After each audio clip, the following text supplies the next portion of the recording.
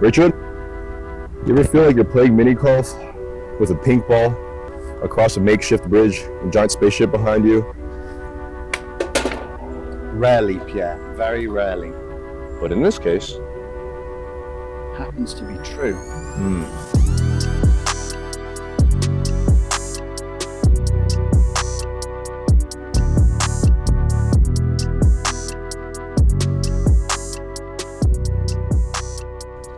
How is it if everybody is totally immersed in a social media reality, which is completely focused on appearance and artifice, that you're supposed to create intimacy with another human being? Please go again. how did you get that from me missing the ball? I didn't. You know, because I'm thinking, sure, this is a very pretty mini golf course. Sure, this bridge looks very interesting, and that's why we're here now. And sure, I can pretend like I can play golf, but does it really matter if I make it into the hole or not?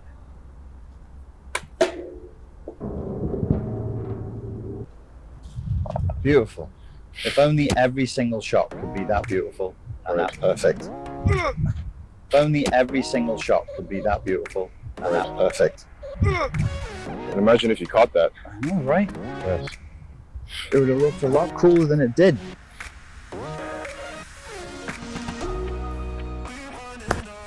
Oh, yes. What is up with this need for validation? Why do we all do it so much? It's primal, right? You want your mother and father to look at you when you're a kid so that you know you're there, you know you're going to survive, and people are going to take care of you. When you're ignored, it's extremely stressful. So are you saying that we all collectively have daddy issues? We all have daddy and mummy issues, and we're all thirsty as fuck. I believe this is your ball. Go for it. Who needs boundaries? Nobody.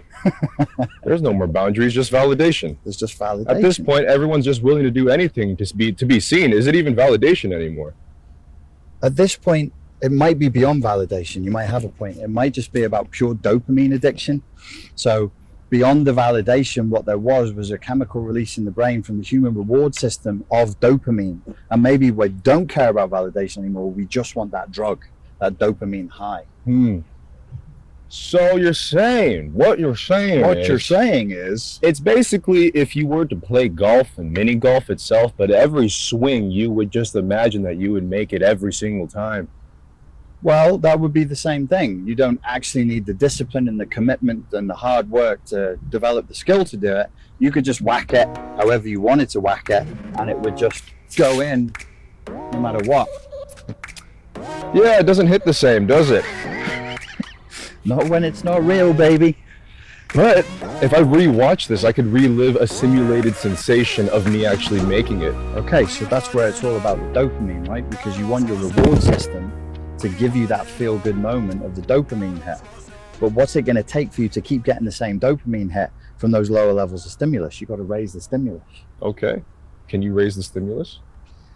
That's what I'm worried about, is if everybody burns out on fake effects to try and get that dopamine, they're going to need more and more stimulus in order to get that same feel-good factor.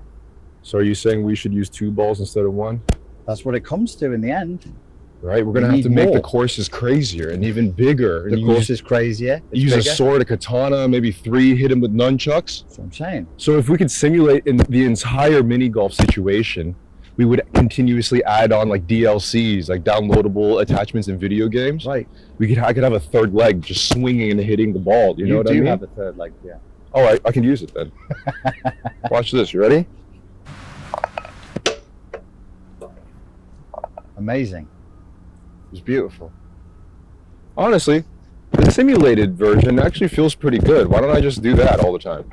Because even though your brain will receive the information and the idea that you're being seen and you're being validated, like externally you might feel that, but internally you'll know that you're not, and then you'll just feel shitty. But I can just continuously bury that under more external filtered versions of myself.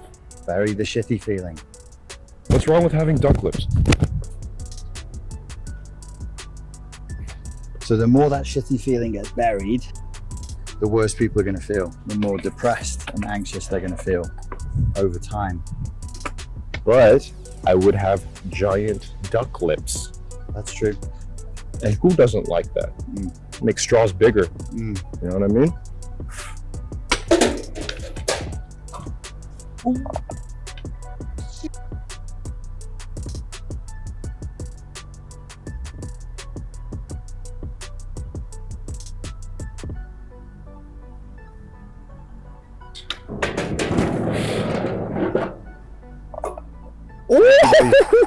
Everybody's complaining that intimacy is getting harder and harder to do.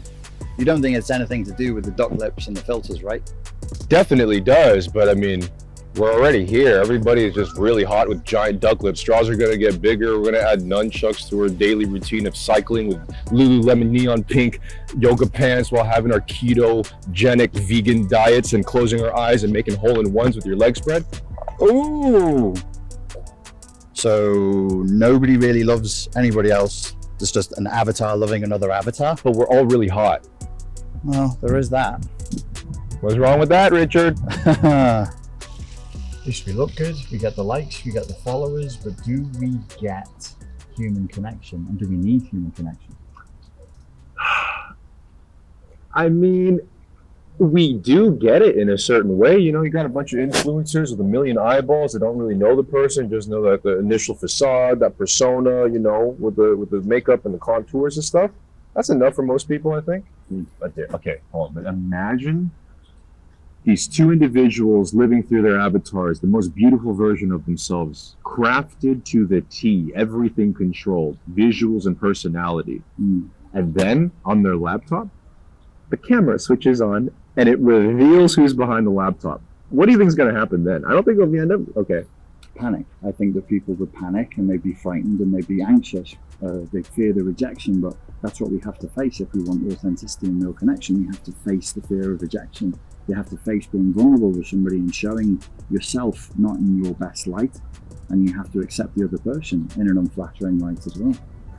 But if everything we see in the computer screen, the internet, social media is just validation for every single thing that you do, there's no chance for rejection in that sense. It's just this weird over-acceptance of everything.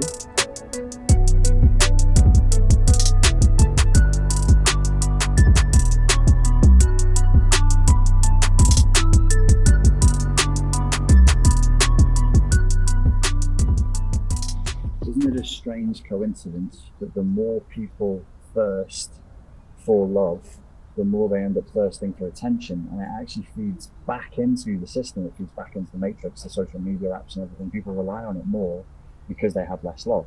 Is that a coincidence?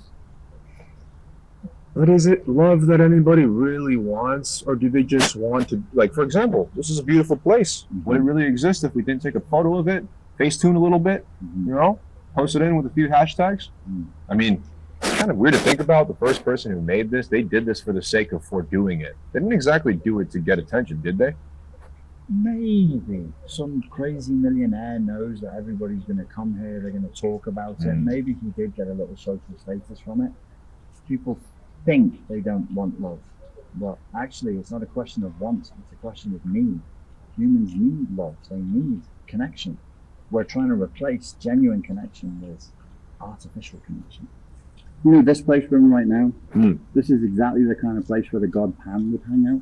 Like frying pan, scrambled eggs? No, not like a frying pan, like the god Pan, where we get pan pipes and panic from. You know, there's a raw force of chaotic nature, libidinous energy. I don't remember the last time I've been in nature, man. That stuff doesn't have a USB cord or any Wi-Fi.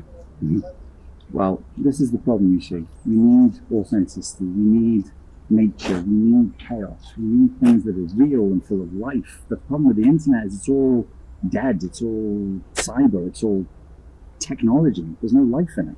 But at this point, it's almost at the point that it's realer than nature. Like, we're denying what we are. The technological world is making us liars. That's the thing that we are. We are this thing. There is life. We're alive.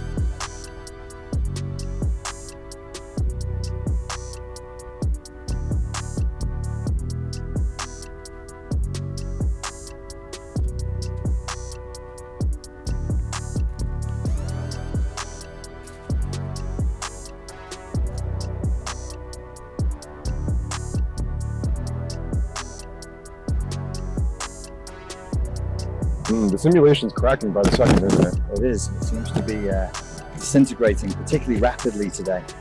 You know why that is? Why is that? Because we're investing emotionally and with human consciousness into that augmented reality, that fake reality that you get on social media. The matrix is starting to pull itself apart from the inside out. So to put that in English, you're saying this whole simulation is fueled by emotion and content, as Bruce Lee would say? Yeah, it's emotional content and consciousness, and the more we pour in to the falsehood, the more the falsehood gains its gravity and starts to pull the guts out. Reality, baby. Oh yeah. We got past the point in the past where the simulation had more reality and more gravity than reality itself. Jesus Christ, I'm just going to stick to scrolling through fitness models on Instagram. So we're now a species that's adrift of its goal. We don't have the goal anymore. The goal is nothing, there's just the drug. So we're not even playing golf? Not really. Where are we? I am not sure. All right, take a seat. Feels as if we're kind of just repeating the same thing in a different location and just alternated a few different variables, but the whole gesture and the patterns are the same exact thing. But that's what happens, right? It all becomes a symbolic gesture, and it doesn't really matter where you are or what the context is, because you're saying essentially the same content, trying to get the same result again and again. This is conditioning. We're not addicted to social media. We're conditioned to use it. But do you think it's possible, hear me out, do you think it's possible to develop genuine connections through the internet?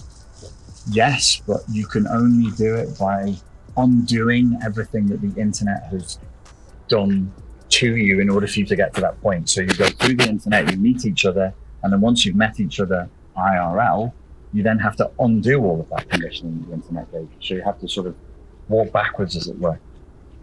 Because there's less and less reward.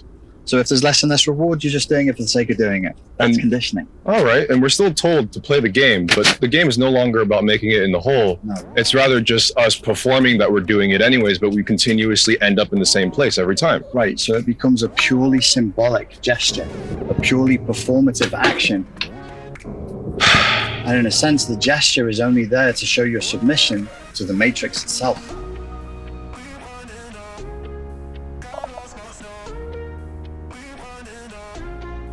You know, this is one of the few places left on Earth that doesn't have a security camera. You are actually right. This actually doesn't have any security cameras, and it's a bloody relief. Could you imagine if we were being filmed right now? Well, the thing is, if we were being filmed right now, we would be so much more careful about what it is that we're saying. If we knew that people were listening to us, we would be artificial because we'd be looking for a reaction and we try and control it. So I'm grateful that we're not being filmed right now. What is that? Which one? It's like there's a little thing there on a rock.